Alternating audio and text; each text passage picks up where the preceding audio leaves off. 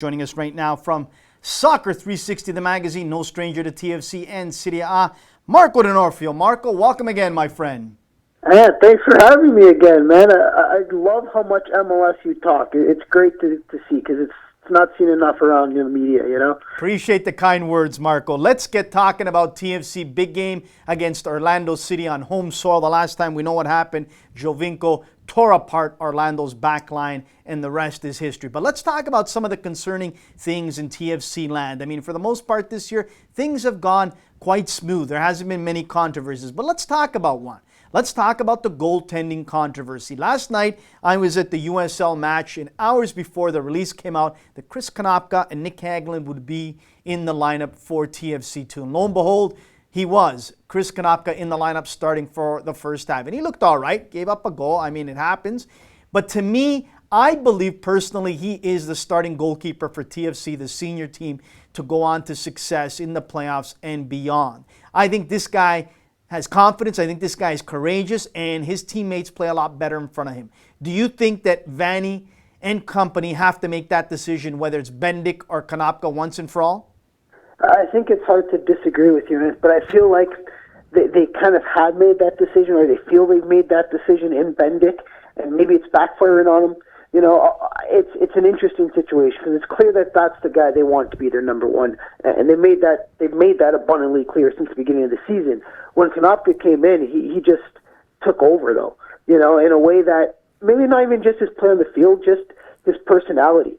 You know, he captured the city and he captured the hearts of TFC fans. You know, he's a likable guy, whether it's the beard or the beer drinking. He's a likable guy, and I don't know if you could say the same about Bendik. And you know, let's talk about Bendik. I don't want to get on the guy's back because I think he gives it his all each and every time he's out there. But I think he loses control. He flies off the handle too easily. And I think that he does let in a goal he regrets time and time again each and every game. And I mean, those are the type you need to stop. Yes, he's made tremendous acrobatic saves when maybe some of the other goalkeepers in MLS can't make. But he's got to make the ones that he's supposed to make, and he's not making that. And look, I can read body language. Some of his teammates are not happy with that, I would think anyway. You? Yeah, he's let in more than a few stinkers this year. And I mean, to be fair, he also gets a lot of criticism that he doesn't necessarily deserve. And I mean, the guys in front of him, especially directly in front of him, also need to be looking at themselves too, because that's been atrocious this year. They're defending. But at the same time, you're right. And the way he responds and the way he reacts isn't necessarily in the most positive manner. And that's what I mean when I say Konopka is just such a more likable guy.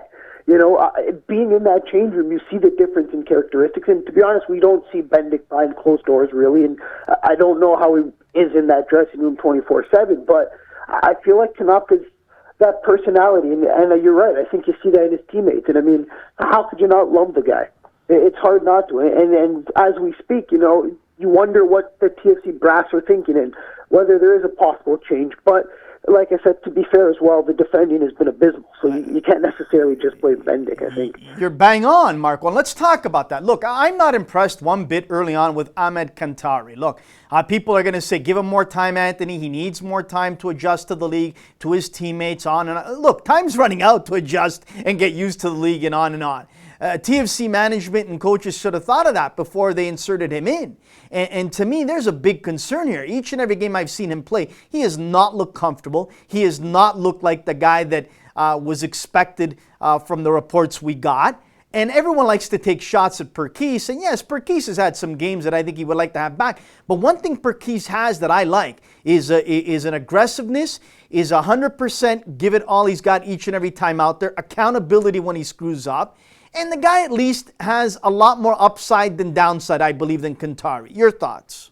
I agree with everything you just said, Ed, because one, I think Perkis is hands down the best defender on TFC right now. I mean, although Jackson's play has been great, we'll get to that later on. But you're right, I think Perkis has been that pillar. And although he can lose his cool a bit too often for some people, but he is that pillar that you need. And Kantari, honestly, I was not sure when they signed him. I wasn't sure about it then, and the more I see, the more it worries me.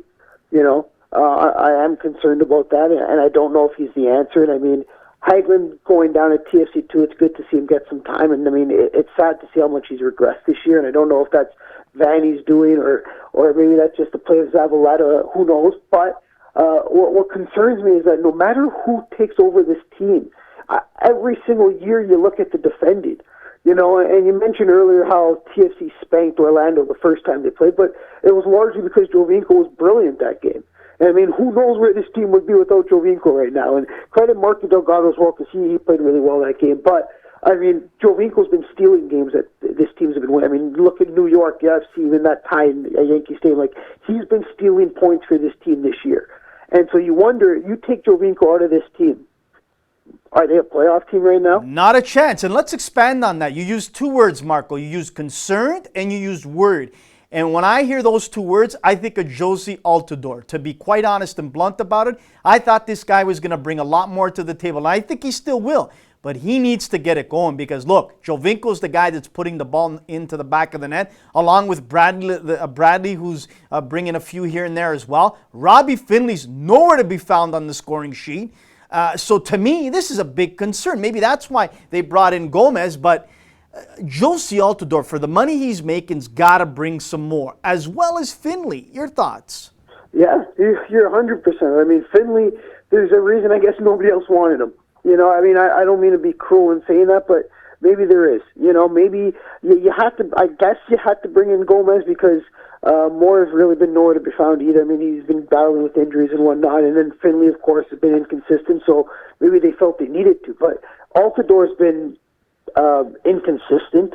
He's been lackluster, and if it hadn't been for the likes of a guy like Shea Rue, picking up Benoit Shea Rue, again, where would this team be? I mean, he's been a beast in that middle of the park, and I sat down with him today, and he loves this league and he loves this city, but he doesn't get the credit he deserves, and money is being thrown at guys like Jozy Altidore, and I guess he's the bigger star, so he really does have to step up, and compare this team with Altidore, compare him to Gilberto. I mean, is he worth the extra $4 or $5 million? Not at this point. And you know what? Not at this point at all, Marco. And you mentioned two guys there. I'll never forget. Right after the first game against the Whitecaps, a couple days after, I sat down and met with Tim Bazbachenko, GM of TFC. And right after our meeting, we walked away and I looked at him in the face and I said, you know why you're going to make the playoffs this year? It's two guys. Take away Jovinko, take away Bradley and Altidore. It's two guys, Perkis and Shea Rue. They bring professionalism. They bring a winning attitude. They bring what this young squad needs. And I still believe that to this day. I still believe they will get into the playoffs. But my concern is this back end. Look, Josh Williams, God bless him. I hope he continues to improve as he did in the few minutes he got with TFC early on. But for him to be let go by New York City FC, that's got to tell you something too, Marco. Oh, yeah, it tells you a lot. And he was talking at training on Tuesday about how his preferred position is center back. And, I mean, TFC need help in the middle, but I don't think he's your answer. And again, like we talked about earlier, Kantari terrifies me. He really played 1 year in Liga, the top flight in France before coming here, and his team finished dead last and got relegated. So I don't think you can rate somebody just because they've played in a league. And Julian de Guzman coming over to TFC was a perfect example of that. Not to talk ill about the guy, but we saw what happens when you throw money at a player just because they played in the top league. And Cantari, I don't know if he's that answer. And I know TFC had a bunch of other options. I know you've talked about Santa Croce in the past, and so they had the options. They could have signed these players, and they chose him. And let's hope they made the right decision. Otherwise, maybe Vanny was just utilizing his contacts in France the wrong way this time. I'm going to tell you something before I let you go, Marco. I've been at each and every home game of TFC too, and I'm, biased when it comes to supporting them because I think there's a lot of great young kids there who I followed through their League One success. But there's three guys there that I believe deserve a real shot. One is Chris Manella, who we've already seen called up with the first team, but hasn't gotten a real sniff. I believe this guy deserves a chance. The other one to me is Mo Babuli. All the guy does is score. All the guy does is put the ball in the back of the net. And the other one, you're going to be surprised. And he plays the back end. And to me, with his communication, he's 6 feet plus. He is going to be a beast, whether for TFC or another team, is Skylar Thomas. This guy, to me, could be a real key down the stretch if needed with injuries. Your thoughts? Yeah, and we're going to see we're going to see what this team can do now that they have a proper academy in place, or a proper feeder team that they can look to, because there's some quality in the USL. And so that's what's going to be interesting, is how can TFC develop their own players? Because 5 years ago, you really didn't have that option. Now you've been around 9 years. Now you've got a proper second division team in place. How are you going to be able to produce these players? And how are you going to introduce them to the major leagues? And are we going to see that soon? You know, I'm curious to see what Vanny's got up his sleeve. And I mean, you'd think with his background, he would be all for bringing these kids up, but we'll see. And again, what scares me is you haven't really seen many players develop under him. I mean, granted, it's only been a year, but maybe Ashton Morgan, but even him, he hasn't looked very good recently. Hageling's done little this year, if anything. We have Zavaleta, but that's his nephew, right? That's a guy he brought over who he's known forever. So you wonder if Vanny's going to be able to develop a guy like Manella. Well, I hope so. I hope so, because I got to tell you, if not, then it's going to be a wasted signing of a young guy like that when he needs to play now, especially at his age. He needs to play. He needs to get that taste. And I believe he's ready. I believe also Mo should be given a shot. And I also believe Skylar Thomas, to me, could be a guy that's going to open up a lot of eyes. And look, I've heard from a lot of guys that come from other MLS cities, working for their clubs, to come and watch a lot of the games here. And they're impressed with a lot of the young talent that TFC2 has on this squad, Marco. Each and every time out, I talk to a lot of these guys. And I'll leave you with this. AS Roma played a friendly here. And the head coach, Alberto De Rossi, comes up to me before the game, and we were talking. And then he says, Anthony, I need a roster sheet. I've been watching some of these guys warm up, and some of these guys look good. And I couldn't find him one at that point. And then finally, about 10 minutes into the game, I got him one. He's like, thanks. He comes up to me at the end of the game and he says, there's some kids here right now that could play in Italy today. I believe it. But see, here's my question to you then.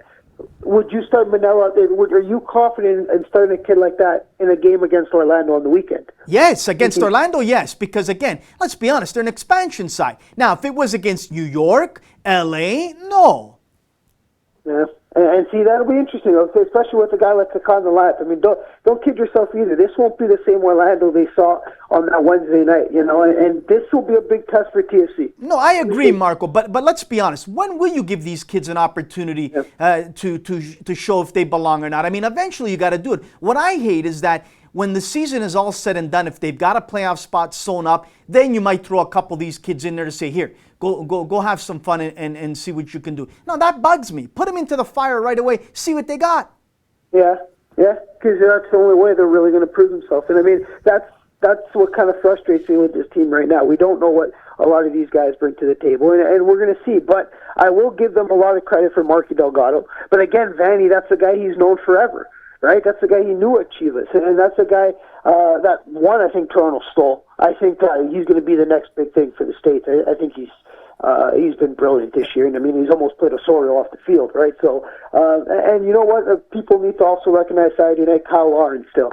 The kid's been absolutely brilliant this year, and although his play hasn't been great at BMO Field, he's going to be a player to look out for a long time, and Canadians should be excited for him too, Absolutely. Marco, always a pleasure having you on. Really appreciate it. Hey, plug your magazine and also plug the City A show starting up again. That's right. Soccer 360, you can check out some articles in the latest magazine that I wrote. Stereo City A starting back up on Monday night, and you'll catch some stuff on MLSsoccer.com for me, just on Shea. I did a piece with him today, a nice interview, 10-minute sit-down, and the dude is a great guy, and he loves Toronto, so that's what you want to see from your players. Absolutely, and that's fantastic, and we'll touch base when Serie A kicks off. We saw that Destro is on his way to Bologna today. So many moves, so many comings and goings. We'll discuss if Juve can repeat as champs and go all the way to the Champions League final. Again, we'll do that as the season gets closer. Marco, thank you so much again. Really appreciate your time, my friend.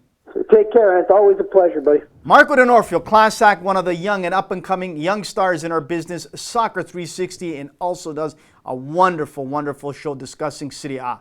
Have him look him up on Twitter. Outstanding guy. We'll be